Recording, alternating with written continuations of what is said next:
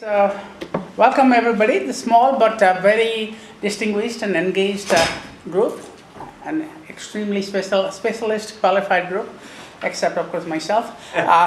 Today is of course a Friday before our spring break, so you can imagine where our students and faculty are. So they're probably gone all to Florida or somewhere else. But we're very happy to welcome our speakers today. Both of them, Dr. Raul Salgado Espinoza. I don't speak Spanish, so I will be mispronouncing the name. But our second speaker, I actually can pronounce her name very well because it's an Indian name, Pryanka. So I can't pronounce your surname, so I'll just skip that.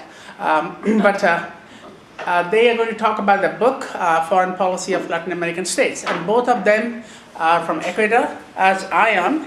I'm from the Andes, the mountain part of Ecuador. That's where we did a bit of hiking on the Inca Trail last year, which is the genesis of this seminar. But on a more serious note, this is the first book in Spanish that covers the entire foreign policy spectrum of Latin American states, including different theoretical perspectives and approaches and methodologies. So they will speak to that theme. Dr. Salgado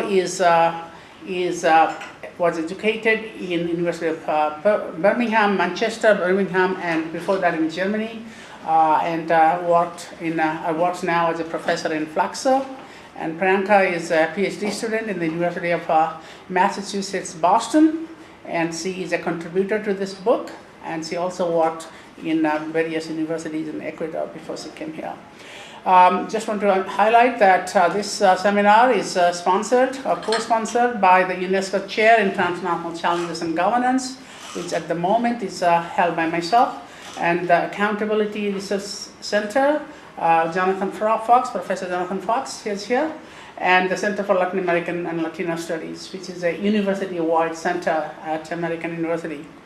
So this event is being live streamed in YouTube, so that other people who are not here can actually watch and listen, and also we will put a recording on YouTube with, of course, the permission of the speakers. So without further ado, I will move out and give the floor to the speakers. I guess Professor Salgado will go first. Well, thank you very much, Professor Acharya, for inviting me to talk about this book, and also thank you very much to the Center for Latin American and Latino Studies, to the University, of course, as well. Thank you very much. And thank you to Pryanka as well. Pryanka was involved in this project. I was telling Professor Jonathan Fox that this project, this is a result of a project we started just before the pandemic. So I'm going to divide this conversation, this talk, of course, in three parts. No? I'm going to talk about the idea how it actually came to develop this project, and afterwards I'm going to talk a little bit of the topics of the chapters of the different contributors, and then I'm going to talk about the results of the whole project, which is written in this book. And it was actually at the 2015 I came to FLACSO from England. And that appointed me to teach foreign policy, Latin American foreign policy, of course, and to teach international political thought. When I arrived there, I said, well, please can you show me where is the books, what you used to teach? And of course, I didn't have any book to show the students, well, that is the way you have to research in foreign policy. And the other books which were there, they were in English, but not everybody could understand English. So there was a big challenge, because we had to try to engage the students to talk between them so they can use the books, and and the most of the literature is actually in English. So then I thought, no, we are wrong here. We need to think about something which we can use so that the students can understand and can research. So that's the idea came from. But in 2019, I thought it's time to, because I've been teaching such a long time, already 4 years, and then so now it's time to write this book. And of course, we got together with some colleagues, and I got together also with some colleagues of Ecuador and some colleagues from the different countries which are here actually as authors, and who actually are to be thanked too, because without them we could have done this work. But then the pandemic came, and Pryanka was working just at the time as my assistant, and said, he just finished the master's degree, and one of my colleagues said, no, I don't want you to do that anymore. So I thought my project was going to collapse, and I thought, no, we need this book. And we need this book because, as Professor Acharya said, it's the first book written in Spanish, which is talking about the debates, the different ways of analyzing foreign policy in Spanish, and also discussing the methodology, how to investigate, which theoretical approach we have.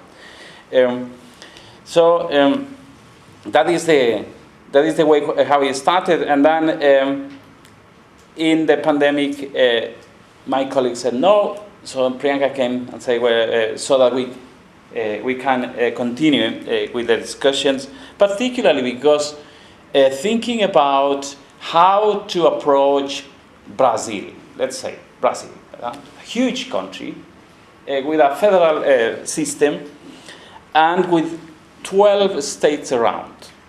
So if you talk about that kind of foreign policy, they have to first of all think of the foreign policy, how they have to approach, and trying to be one of the world powers, being part of the BRIC states. No?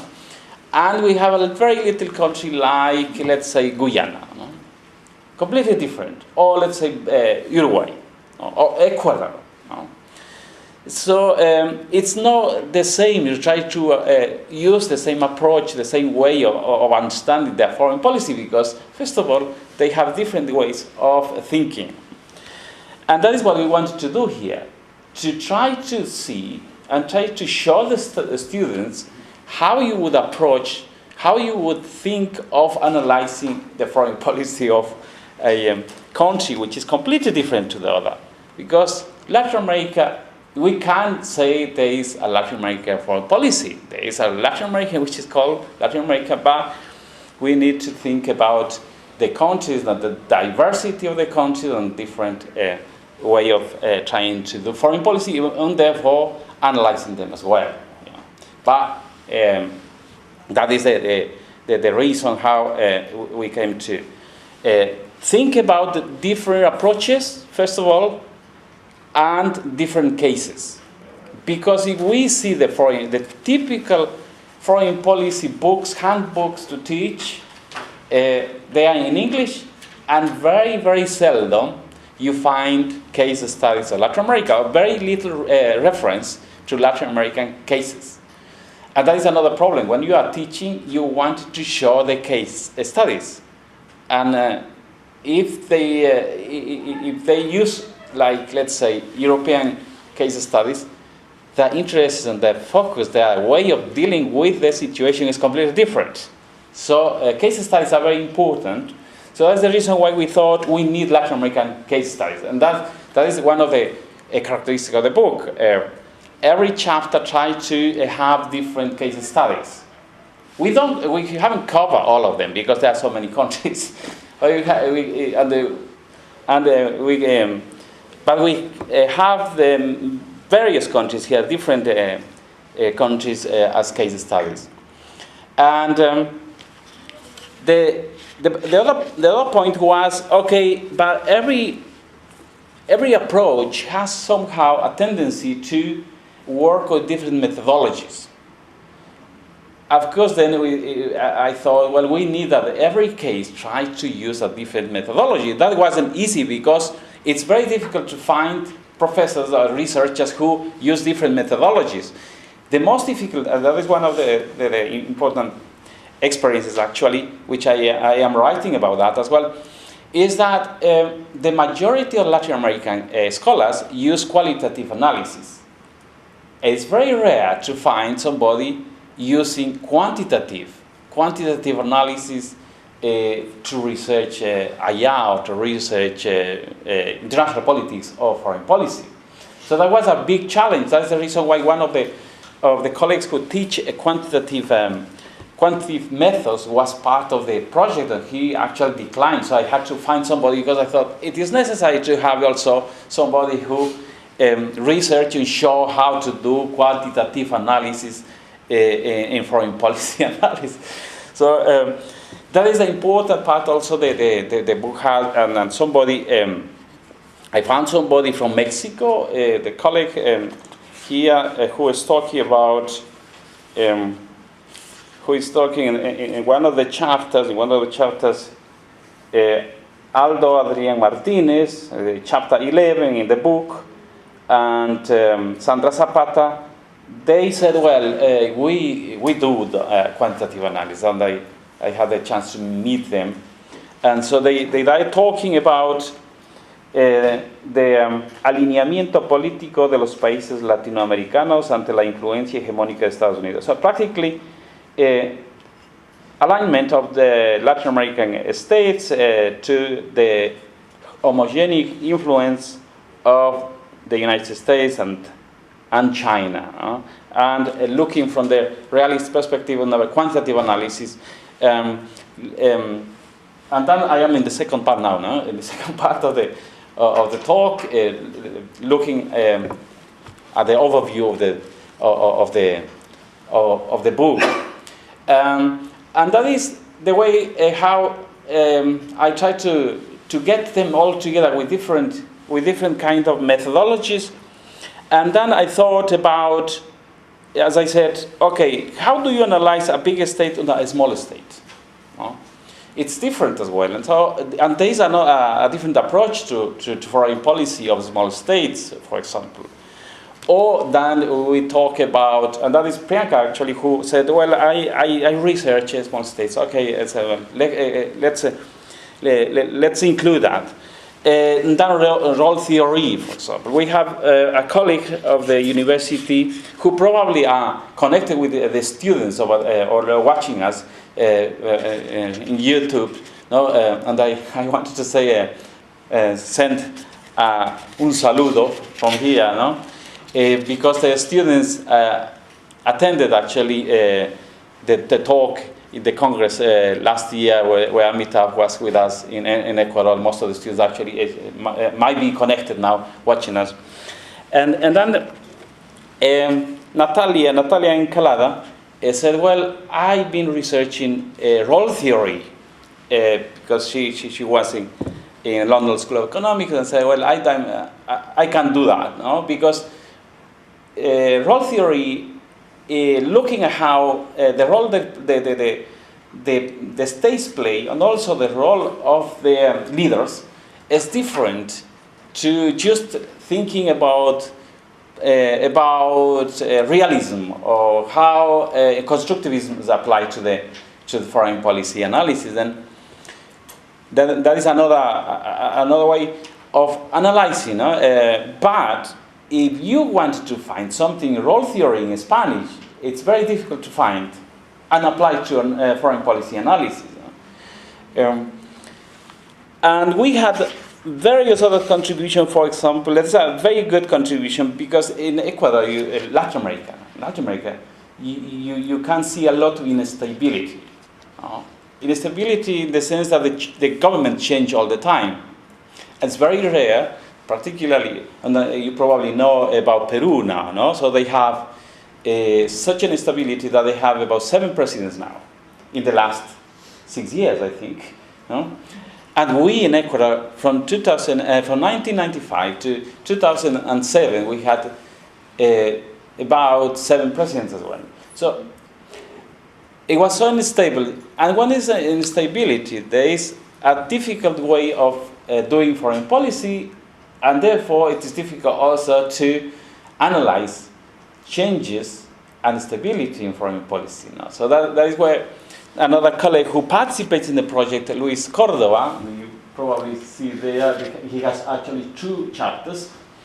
He said, well, I wrote my thesis on network theory to analyze change and stability in foreign policy. So that was recruited as well. And it's very interesting because he's proposing a theory how to analyze foreign policy from this network theory. So he used network theory. So there are a variety of colleagues who I want to thank too, because without their contribution, of course, it would have been possible to write these different approaches to foreign policy analysis. And also it was very amazing because they also were committed to, during the pandemic, to continue working, but sometimes also being very, I would say, very enthusiastic, but also asking, because it lasted for a long time, to publish, because we had the book already written about 1.5 years ago, and the pandemic came, and then it was like, where is the book? Where is the book? Where is the book? And the editorial said, well, because of the pandemic, we are slow, we are not working. So they were very patient. I want to thank them as well because of the patience. And of course, there are a very interesting chapter that Gianluca Gardini also wrote. Gianluca is now in Italy, and he was in Germany at the time. And he proposed that to analyze Latin American foreign policy, we need to look at the ideology and pragmatism.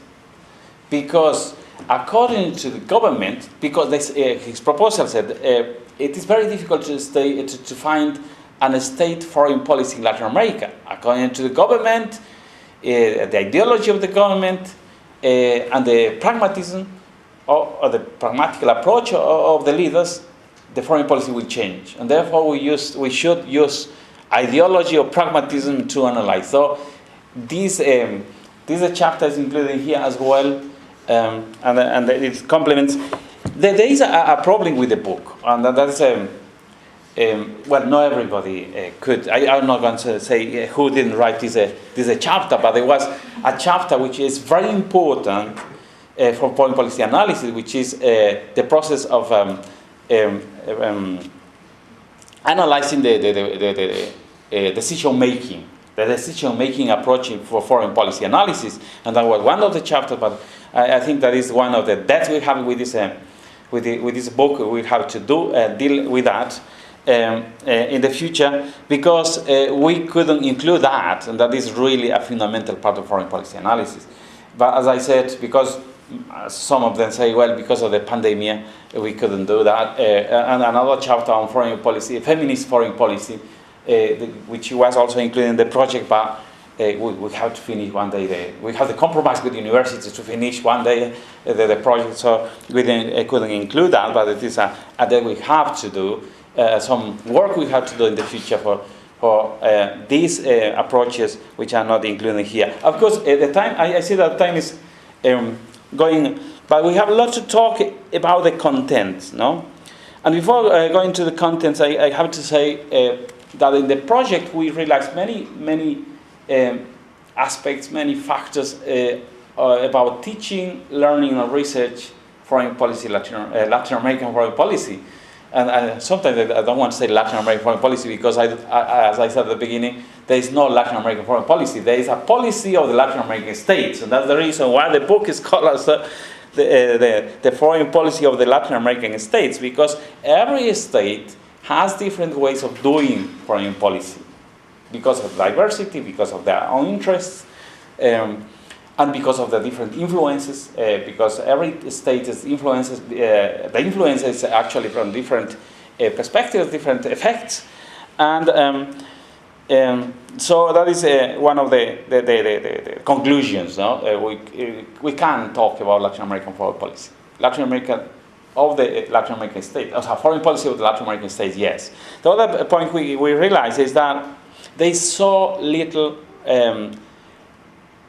creation or contribution on foreign policy, the theoretical approaches to foreign policy. There are some which are in the text. For example, we have two contributions here, which take some Marxist approach and some the autonomy theory, which is also Latin American contributions for analyzing foreign international relations, international politics. But there are others which we haven't included here, and where we have to also to work on. The other point, the other weakness, or maybe I say where we have to work on, is that there was a community of lecturers, scholars who work on foreign policy and foreign policy analysis in the 80s in the Association of Relaciones Internacionales, the RIAL, no, with Russell, with Tocatlian, with Van Claveren, with Bonilla, no? But this kind of group somehow didn't research so much. Well, Van Claveren, you said Russell and Peter and Tocatlian are working on that a little bit, but there is little communication between them and the new generation of lecturers. So it is a lack of communication between them. So that is what I realized as well when we were researching. And therefore, there is no continuation of and development on the theoretical approaches to foreign policy in Latin America. So there is like somewhere disappeared. However, and that is very interesting, in the last 10, 15 years, 10 years, there is an emergence, a re-emergence of scholars who are very interested in Latin America foreign policy, and also in trying to develop ways of analyzing and researching Latin American foreign policy and trying to make contributions. But it's very, very new, so it's like we need a push there. No? The discussions on, that is the last point I'm going to make, discussions on Latin American approaches to analyze foreign policy. I said, I saw few, there are not too many. Latin American scholars have investigated a lot, but it's more a descriptive way of doing research, descriptive way, and very focused on the case studies, but not thinking enough on the development of the theoretical part, the approaches, the theoretical approaches. But as I said, it is like an emergency, and I am very happy about that, because then we can discuss. No? But as I said, the discussion between the old generation and the new generation needs like a push, not that somebody has put them together and put to discuss, but it's very important to talk to them, to those scholars who used to do foreign policy analysis in the 80s and 90s, and we need somehow to find this way. So as I said at the beginning, I'm not going to talk into the particular aspects and the contents of the different chapters, but therefore is here Pryanka. Pryanka is going to talk about her chapter, and we can have maybe a further discussion afterwards, and I can share with you a little bit more about my experience collecting these different chapters and trying to work with 12 colleagues during the pandemic. That you can imagine was very easy. Yeah. So thank you very much. Then I think the time is gone. In my case, thank you very much for being here again, and also for the people who are connected and watching us over there. And we will have more for discussion after Priyanka's talk.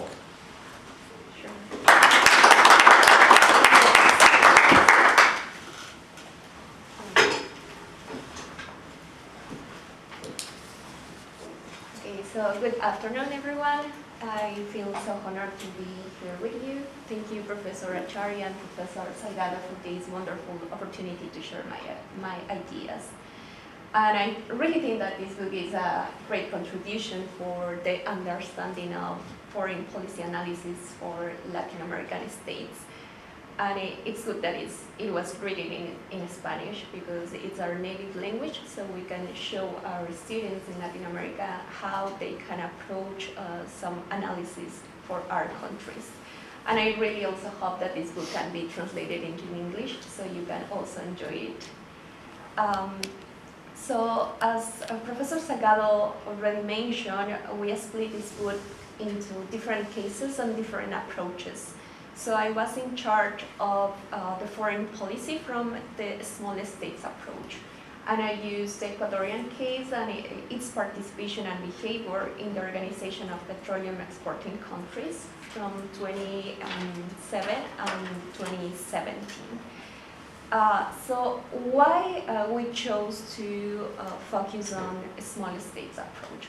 So if we see the map and if we have like some quantitative measures to see what countries are small or not, we will find that 17 of 23 Latin American states are small.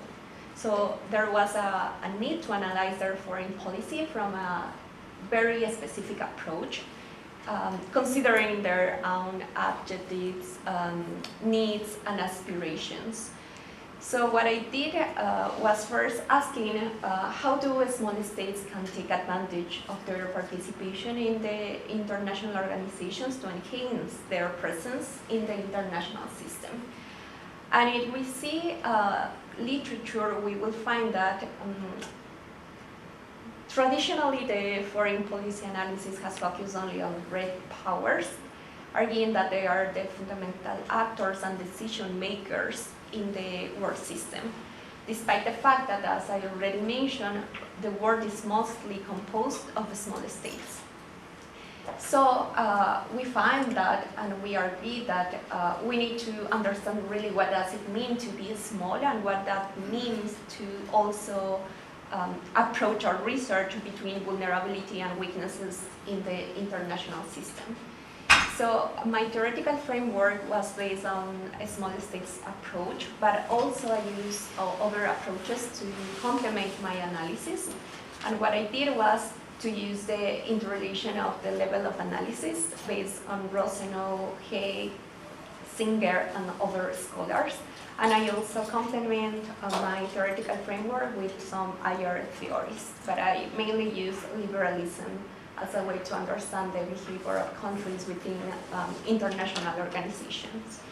So my argument was, like, according to my theoretical analysis and according to what the small states approach from a liberalist perspective said, is that international organizations are adequate spaces for the small states to fulfillment with their objectives, because these are spaces for them to applicate very effective foreign policy instruments that are more qualitative, such as negotiations, diplomacy, and just keeping in dialogue with other great powers.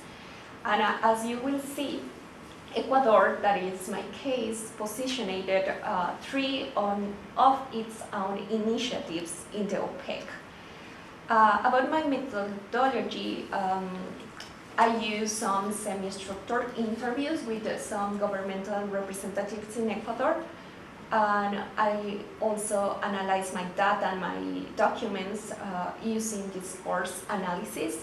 And I might need to say that I remember that this chapter was written in Spanish, so my process to analyze my data and to use discourse analysis was pretty different according to the meanings, wording, and phrasing that we use in Spanish.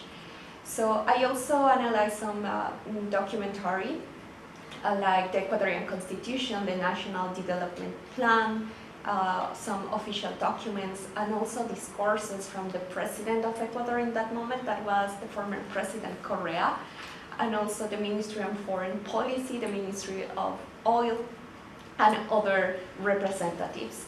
And also I complement my analysis with some media and news about the behavior of Ecuador in this organization.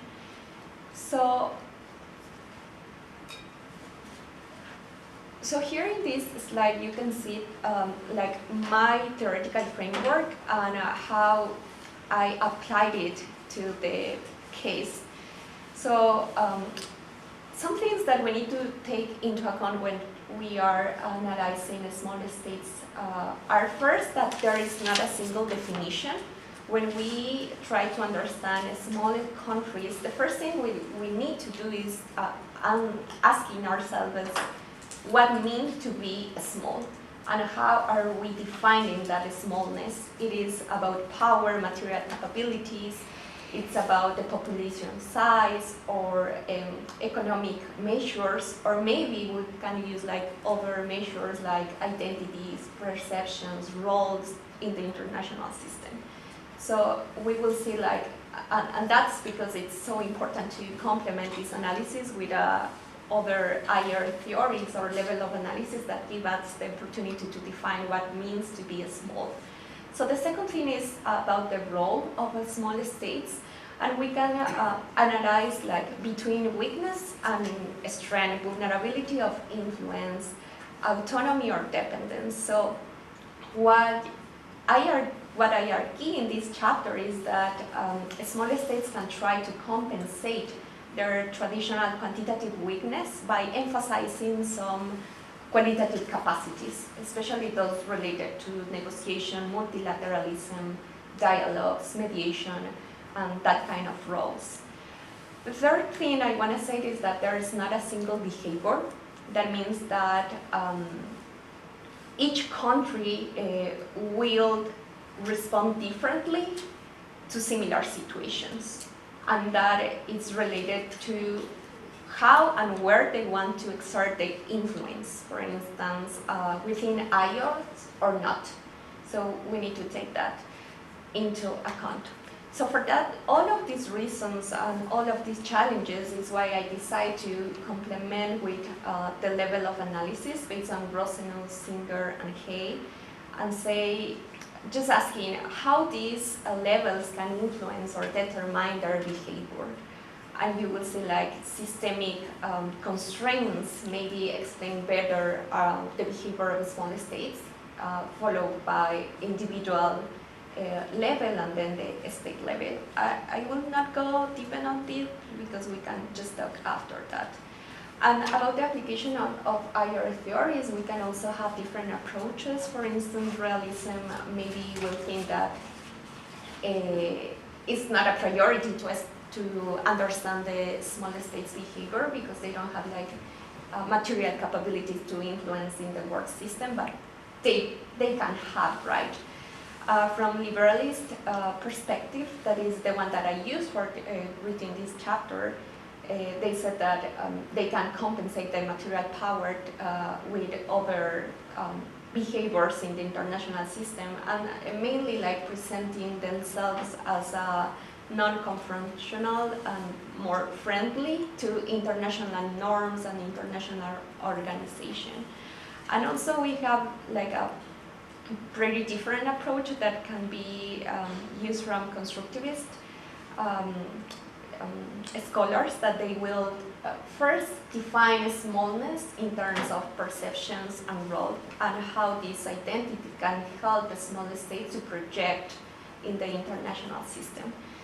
So let me just summarize what I found in Ecuador is, well, you can find like more information about the context and the history of Ecuador in this organization in the book. I'm here just summarizing my findings. So first, Ecuador what tried was to position it. They came up with the idea to have an environmental proposal for an ecological tax that was called the Daily Correa tax. And it consisted of an environmental tax on the price of a barrel of oil, and with the main idea to transform the energy matrix and to also support and have funding for some environmental conservation projects, and also some plans to fight against climate change. This proposal did not materialize in practice, but it was praised by the Economic Commission for Latin America and the Caribbean, and also by the former UN Secretary General Ban Ki-moon. So Ecuador gained some kind of recognition as a norm entrepreneur. So the second one was to strengthen the international institutions and try to build some support networks. So Ecuador, for instance, support the OPEC ban, the global offset, this fund to manage the money that might come from this ecological tax. But also Ecuador presented two of its environmental proposals to gain more support, international support. I don't know if you know about the Yasuni Tete initiative. They presented in OPEC, and they also get some funding for this initiative through the countries that are participating in the OPEC. And they also gain some support for the lawsuit that Ecuador had against Chevron, the American company. And the third thing that Ecuador tried to do is, and I would say this was the most effective outcome that Ecuador got, it was a mechanism to stabilize prices by reducing oil production. So Ecuador was had the role as a leader between the dialogue between OPEC and not OPEC member countries. It was the voice leading to reach this agreement to just stop oil production, so the prices got stabilized. So some of the conclusions.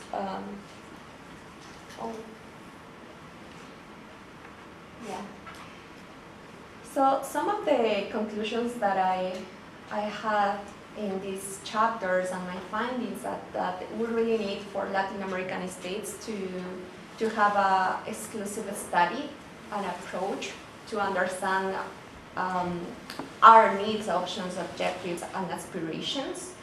And we need to go beyond realist approaches, because in Latin America, as I already mentioned, we are more small than great power. So we really need to think how we can project our countries in the international system, and realist theories might not be adequate for this.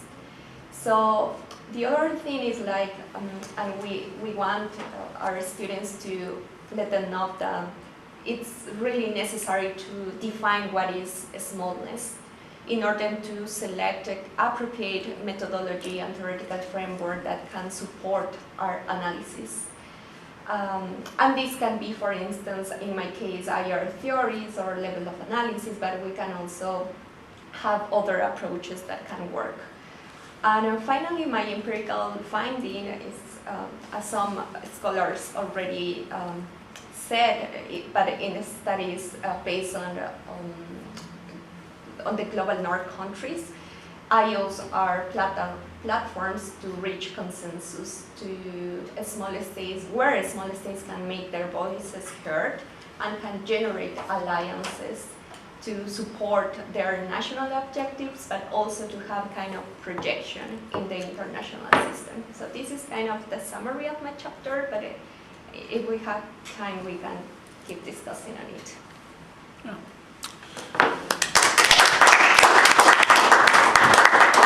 So we thank you very much for those presentations. I'm going to moderate this discussion, but I think we can have a conversation around the table. Just one important announcement: the PDF copy of this book is available. While they were speaking, I mailed it to a few of you, and those of you who didn't get it, let Muhammad Othman, who is coordinating this event, know, so he can send you a PDF. And this is equally applicable to those who are online and listening. I hope we're not violating any copyrights here, but I think it'll be in the internet sooner or later. All my books are on the internet for free, so I don't know how they got there. But So with that, let's have a round of discussion, and just introduce yourself and ask your question. I think you should use the microphone since it is being recorded. Great. Well, thank you both, and congratulations. It sounds like a great book. I have two questions. One, I'll start backwards. Pryanka, it sounds like a fascinating piece. From the way you described your work, though, it sounds like it's very outward focused. In other words, how countries domestically determine their foreign policy. But it strikes me that one of the interesting things about small countries, and particularly Latin American small countries, is that they're also susceptible to influence on their foreign policy. Mm-hmm. And so I was thinking in the context of OPEC, I have some experience with looking at Venezuela and how Venezuela shaped OAS, the Organization of American States, on Venezuelan issues. But they did that by going after small Caribbean countries and influencing their foreign policy. So I wonder if you could speak a little bit about small countries both as actors and as subjects in the development of their foreign policy. And then for you, Raul, congratulations. I know these are huge volumes and hard to do. You mentioned several times the importance of writing in Spanish. And I was curious, how does writing in Spanish change your view about foreign policy? I don't think I need to go into any further detail, but I'm just curious, what is it that changes when you're addressing an audience that's native to Latin America in your view of foreign policy? Okay, so we'll get them the microphone. Yeah. So thank you for the question. And yeah, indeed, for that reason is that why I choose to also complement my analysis with level of analysis, because I said I don't want to show that small states can decide whatever they want, because they have also systemic constraints. And according to Hay, that is one of the scholars that have developed a lot this influence of level of analysis in small states, but mainly in Latin America. What I found also in this case is that the systemic level is the one that influences most in their behavior. But the difference is how they can use their position to project themselves. For instance, Ecuador had the opportunity to rejoin the OPEC because we weren't there. So when we rejoined the OPEC, President Correa started to just acting like a norm entrepreneur. And in that sense, the individual level came up, right? Because and also, I agree with some scholars that also said that in Latin American small states, the foreign policy analysis is the domain of a powerful and sometimes very selfish leader.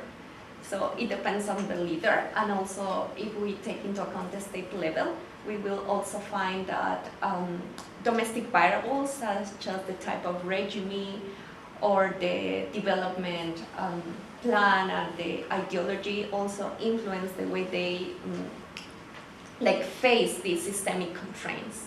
But of course, I agree that it's, and I didn't want to mean that Latin American states decide, small states decide what they want to do or what role they want to play. But the difference is how they use these systemic constraints to select specific roles that can be helpful for them. Thank you very much for the question. You might have realized that I come from a constructivist background, where language plays a huge role. And language, particularly the subtleties of the language, is so important. And the culture, of course, behind the language. If you don't understand what somebody is trying to say, to make decisions, or to analyze the decisions they have made, it's one of the things we have to think about is how much of the language you know and how much of the culture is behind the language. It's quite interesting sometimes because we misunderstand each other when we think, oh, I understood him, but we know that these subtleties of the cultural element which is behind the language, for the examples, for how to express, or how to explain sometimes we don't speak, we just make some kind of gestures, and then that's it, part of the language. So it's quite important if we write something in English. Actually, by the way, when we write in English, sometimes we write very short sentences. In Spanish, we have to write 3 sentences to say the same thing. So it is quite different. And when we are teaching, sometimes the students don't understand that. They don't understand the subtleties of the language we have, or when we are talking English. So to write in Spanish was very important because of that. And also because of the students. If you ask me how many students actually speaking it very well, I might say from 20, which is sit in my classroom, maybe 2. The rest is like about 10 more, they speak more or less. And then the rest, they really struggle to understand. So it's quite important to have that, to have some literature in Spanish. It's very important to publish in English as well, of course, but it's important to have these books in Spanish because of these reasons. Next question. I can yell. Oh. I think you need it for the... For the recording, yeah. Good point. Thank you, and congratulations to you both, and thank you for coming being with us today. You mentioned earlier, Raul, about networking theory. I was wondering if you could expand upon that. And my second question is, for both of you, have you looked into coalition building among smaller states?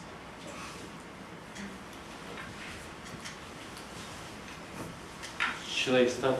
I think I will Yeah. give you the space because your doctoral dissertation is about that. So the question was, the first question about network theory. Theory, yes. Yeah.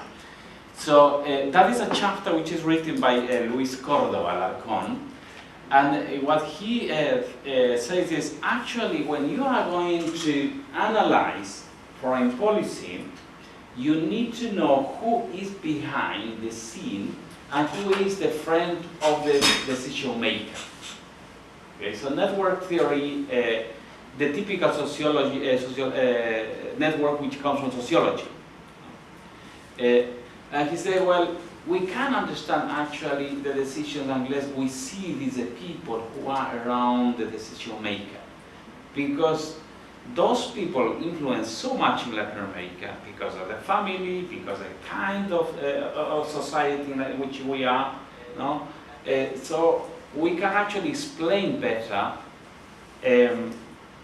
the stability or the change when we look at these kind of people around the decision maker. So as I said, it is based on this sociological theory of network theory. So he applied this kind of thought to analyze. Well, it's very interesting because in Latin America, well, if you see how governments work, even though it is against the law to appoint a family member in the government, but if you see how many people actually are appointed when the government comes to power, it's unbelievable. No? So that is the reason why I think that kind of approach is really interesting, because then we can explain, understand what happened and why this decision are made. So that's very interesting. This is a chapter, and that's the contribution actually which is made on this book by Dr. Luis Córdoba Alarcón from the Central University of Ecuador. And the second one was about collisions between small states. Collision.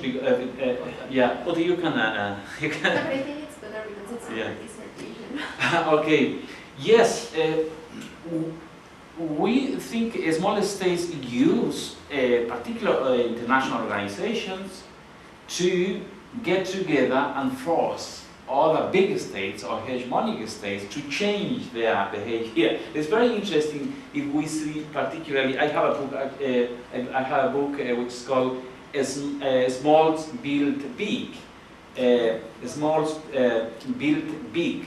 The construction of the UNASUR, where we analyze Uruguay and Ecuador, at the time when the UNASUR, the Union National South American States, was built, and we could see how Bolivia and Uruguay and Ecuador got together to motivate, and I would say first to Brazil, I say to go to Brazil and work with Brazil and be behind Brazil.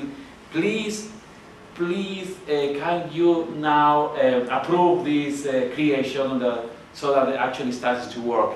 And of course, small states, when they identify similar interests, and also, and that's the point where I said language is so important, because they use the identity as one of the instruments to motivate the other states and say, well, we are South America, and you can say a lot of the discourse about common collective identity, and they get together and say, well, we are of the same family, so let's do this, no? But the smaller states get so good at using these elements and making coalitions, of course, to change, and they have managed to change, but not all the time.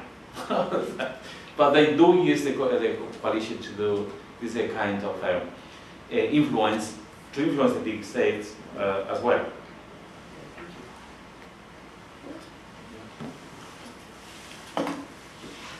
Thank you. My name is Dan Schneider. I have a question, a substantive issue that's very important to me and others, which is the destruction and preservation of the Amazon. So the Amazon lies primarily within the largest state of South America, that is Brazil, and also covers another large state, which is Colombia. But I believe also part of the Amazon rainforest is in Ecuador and Peru and Guyana and maybe one or Venezuela. So my question is there, to the extent that other countries are trying to pressure the countries in which the Amazon falls about preservation, deforestation, etc., is there a different reaction from the large states like Brazil? This is a matter of our sovereignty, domestic politics, and the reaction from the smaller states who, when they feel pressured to preserve, protect parts of the rainforest. Do you see any difference along those lines? Should I start? Okay. Yeah, when I was talking about the Yasuni, ITT, initiative, it was, so first let me start with that Ecuador is a key case when we are analyzing the nature rights, because Ecuador is the first country and mainly the only country who recognizes in the constitution that nature is a subject of rights. So this happened in President Correa period also, in the period that I'm talking about.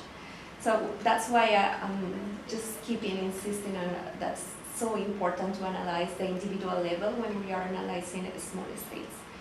And based on that, even though we have this constitution of 2008 that recognized nature rights, and in that frame, President Correa also present this initiative that was called the Yasuni Initiative, that is a very biodiverse space in the Amazon region, and what he wanted was to preserve the oil under the nature, but the compensation might be like the other countries, especially great power, should pay us for doing that. And he started like a big campaign worldwide to get the funding, but at the final of the point they gave up because they didn't get it. And they feel like these systemic constraints that even if we don't want, even we have this constitution and laws that guarantee nature rights, we have also to fund our projects in the domestic level.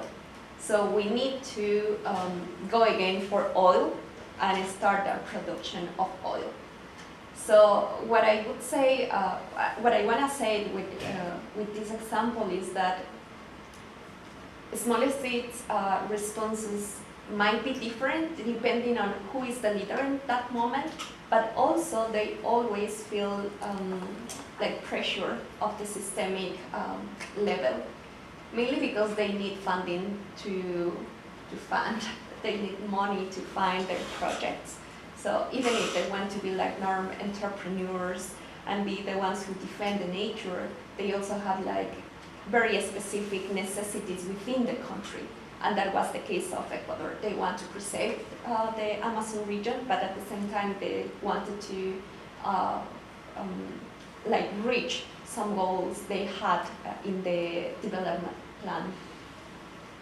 And just to complement what Pryanka was explaining, saying, transnational organizations are so powerful and they have so much money that it's quite difficult for the state, small states, with a very small diplomatic service, to try to, I would say fight back, no, but try to stop this influence, because they can't really, they use all the methods, the strategies, and try to convince a small state that actually that is really good. And that is what happens a lot of times in Ecuador. Well, in Bolivia less recently, but before these governments, where they said, well, we are going to exploit this area according to international law and according to national law. But when they come to power, when they come to the territory, they actually don't do that. And why they don't do that is because it's really costing, it's really sometimes expensive, but also because they wanted to profit more, and because there is corruption as well in governments. Of course, there's lots of corruption behind that. So the influence of the transnational is so powerful that sometimes the small state can't really stop. But in the last 10, 15 years, many states have tried to create norms in their constitution, like Bolivia, for example, and Ecuador, where they tried to stop by constitutional law that these big ideas of extracting gold and oil from the territories and destroying the area, protecting it. By the way, any human, any Ecuadorian human can take to court to the state when they realize that they are destroying nature. But that is very general, it's quite difficult. What is destroying nature? No? The problem is quite difficult, so that these cases stay there for a long time, because it's not quite well defined when it is destroying nature, and who is going to take this in responsibility to continue the case. But there is any Ecuadorian person can take to court to transnational, but who has the money to actually go through and fight against a transnational?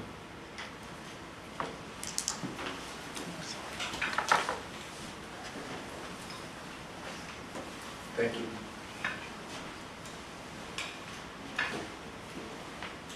Well, thank you and congratulations on the book. I'm excited to read it. I have a couple of questions, but I'll begin with one for you, Raul. So you mentioned, as you were starting the talk, the ways in which the book kind of overcomes the limitations of, what is being produced in, let's say, the great powers, right? Like, it's in English, it's not focusing on Latin American experiences, etc.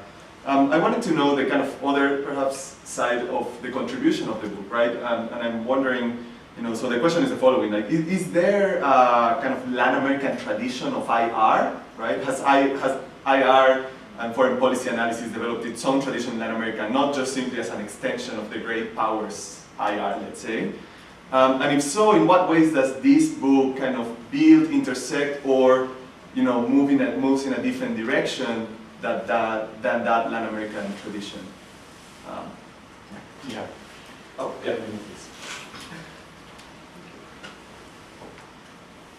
Thank you very much for the question. And you asked a question which can be answered with a with another book. Actually, my first book was written on the contributions on AYA from Latin America, which we have the first chapter, which I wrote, and I refer to the contributions of AYA, Latin America AYA.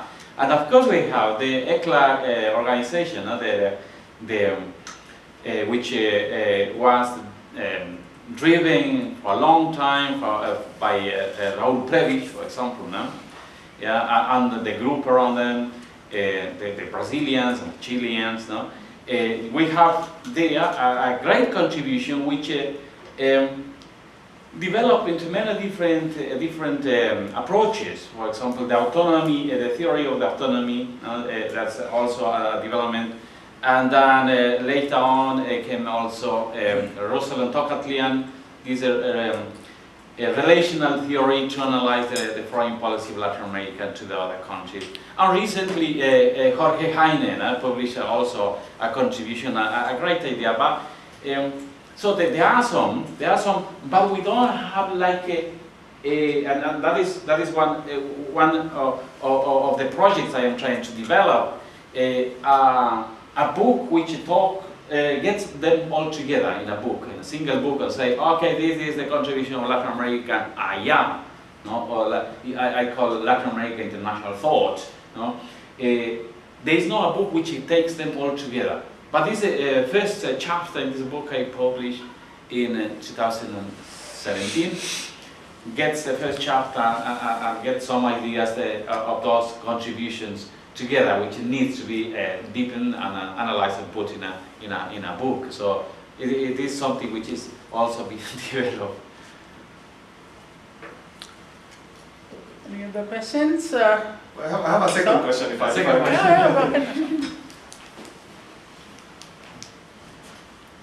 Thank you.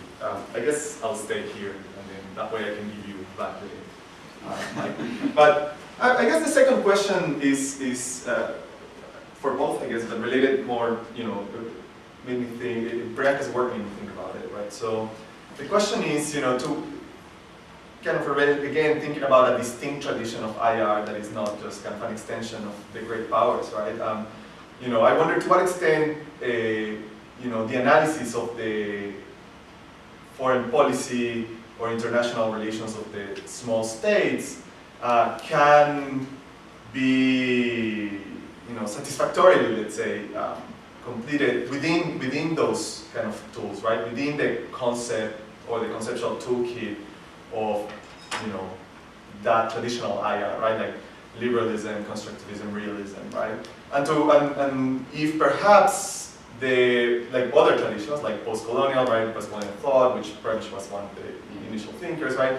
Or the language of world systems, dependency, right, can better kind of capture what we try to capture with the language of kind of small state, right? But that kind of reinserts that position in the kind of broader global and historical relations of power within which small states then operate, in theory as equal international actors, but in practice as quite unequal, right? And occupying relatively precarious positions in the international system, right?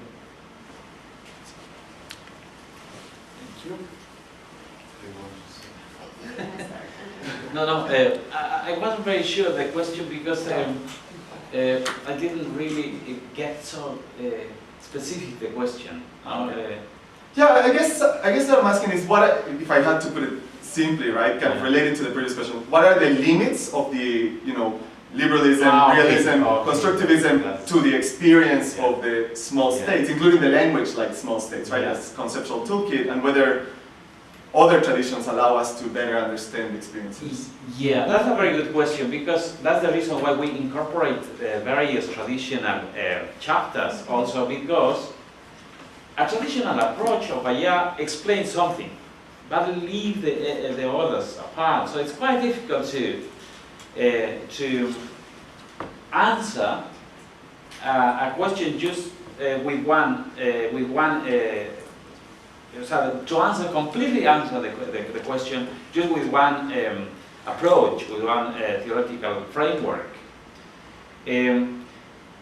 Sometimes my colleagues say, well, can we use this is a kind of constructivism with realism. But because of the ontological principles and the epistemological debates, sometimes it's not. So we need to think how to organize our research design. So in that sense, what I say, what I suggest most of the time is, according to the objective of the research, we have to look for an appropriate approach and appropriate theory. That means that we don't we shouldn't say we don't use mainstream theory because it is not applicable in Latin America. Of course, it is applicable according to what I am going to explain in research, but it doesn't explain everything. So certain topics, like let's say, that's very interesting because my chapter is talking about the peace agreement between Ecuador and Peru, and I use constructivism, using the language and the identity that the decision makers use in order to come to the decision. And one of my colleagues said, "Oh, look, what you are doing is not right. This should explain with realism." Because it's war, it is conflict, they have so many conflicts. People were dead there. But I said, well, okay, yes, you can, if you actually plan to explain something else. But I wanted to explain how they came to peace and what they used to. So I would say theories are complementary, but they don't explain everything. And therefore, we need to know what topic and with which data we are going to explain, what is the approach. And that is very interesting as well because in some areas, and that is the reason why global AI is so interesting, so important, because global AI said, well, we need to include all of these approaches to AI and to foreign policy in order to better explain what's going on. And that's what I think, okay, in Latin America we need to think about that as well. We need to know that maybe all these theories is not applicable in this point. And why not? So we have to look into that.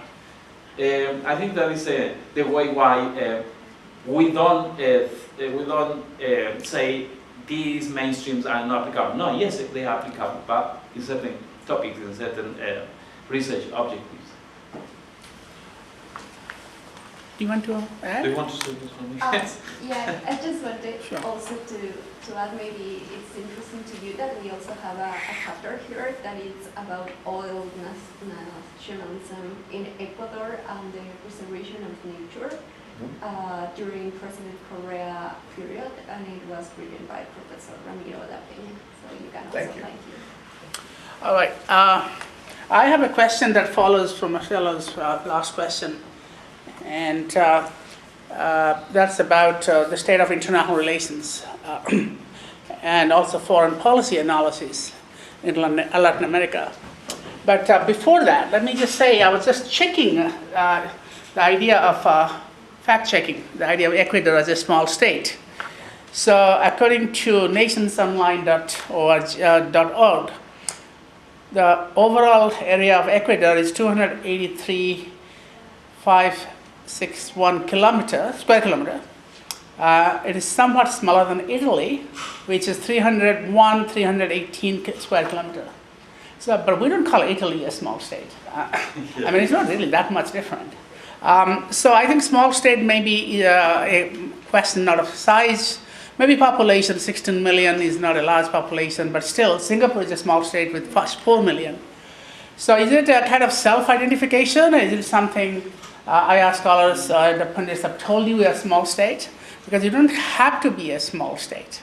I mean, which is, I'm not saying anything bad about being a small state, but the small state behavior, small state mind, sometimes, it becomes a self-fulfilling prophecy.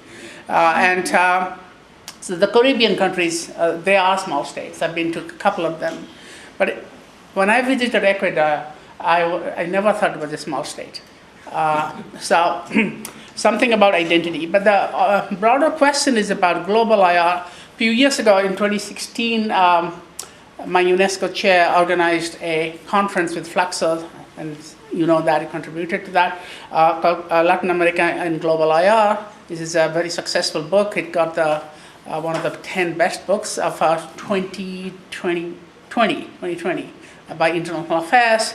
And one of the great things about doing that book, I became a co-editor, although my colleagues in FLACSO Argentina did most of the work, was that the discovery of how much theoretical contribution has come from Latin America to IR.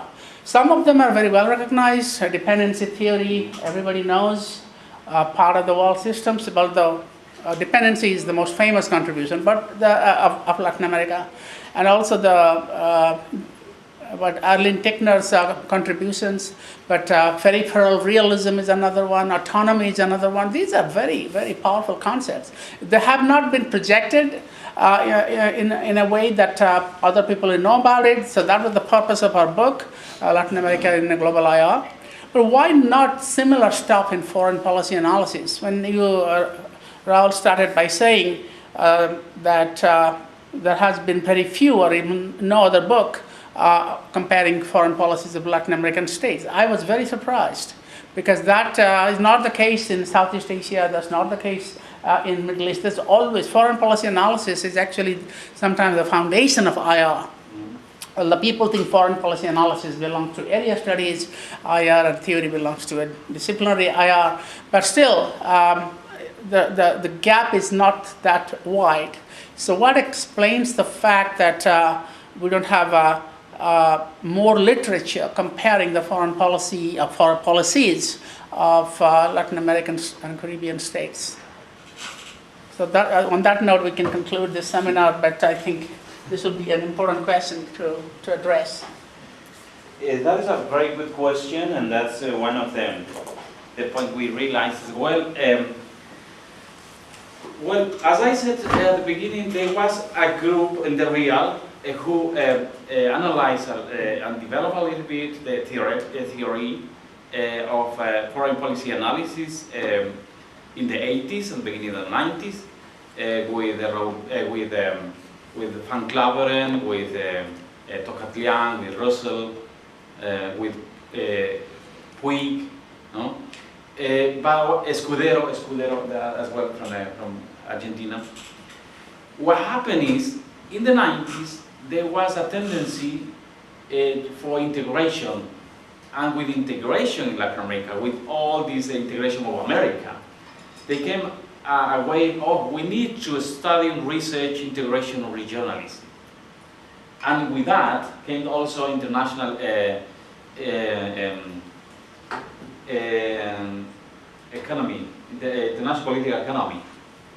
So if you started to look for publications, there was a lot of research made on integration, regionalism, and later on international political economy, and they forgot about foreign policy. So it's like a gap. If you started to see the production and the theoretical development of foreign policy analysis between the beginning of the 90s and 2010, you will find really a big gap there, but you see how much they have written on integration, regionalism, and international political economy, and security. And it is an explanation I found is because of that, and now you see the lectures coming, or who came to teach over there. That is the point, like in FLACSO. They used to hire somebody from Argentina or from North America to go to teach foreign policy, and then they come back, and they didn't stay there.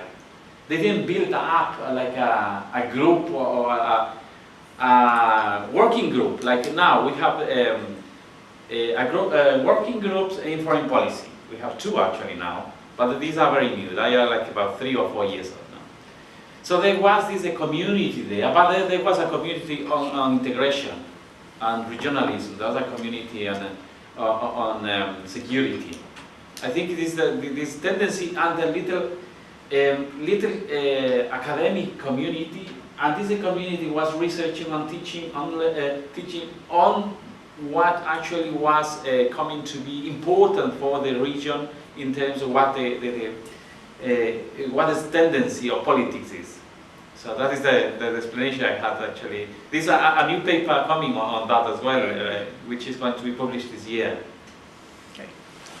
So, do you want to add something, Pryanka, to this? Okay. Right. So, any other questions?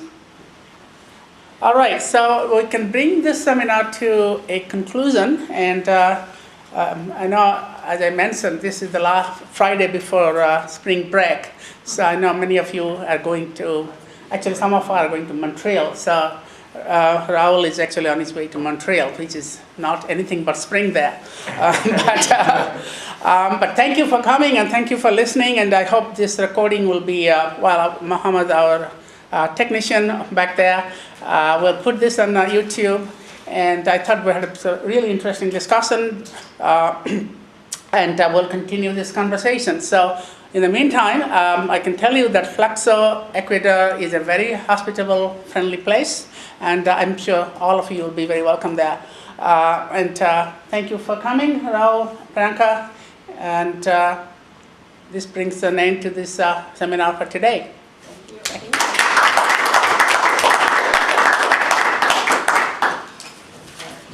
Again, those of you who want a copy of the book,